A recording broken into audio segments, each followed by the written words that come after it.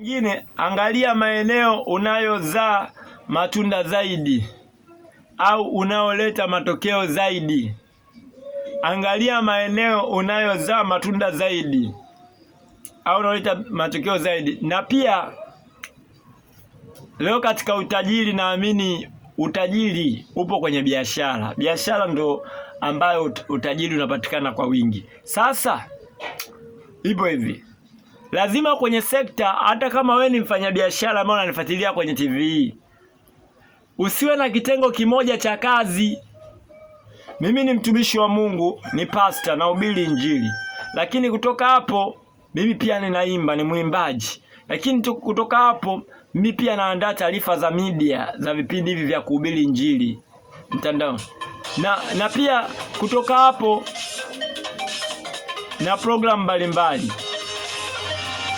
Ni kama unaelewa? Sasa kila sekta Mungu ameniweka na kazi zangu za kijamii za kuingiza pesa anafanya.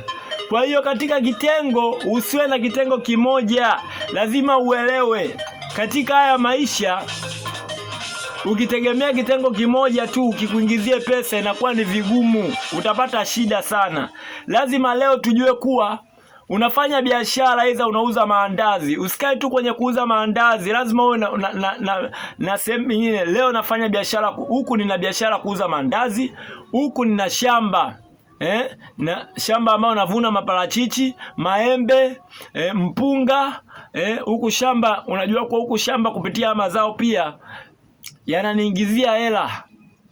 Kitega uchumi cha pili huku kupitia pesa ambazo biashara umefanya.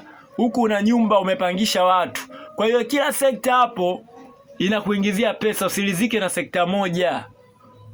Amen. Usilizike na sekta moja kwenye maisha.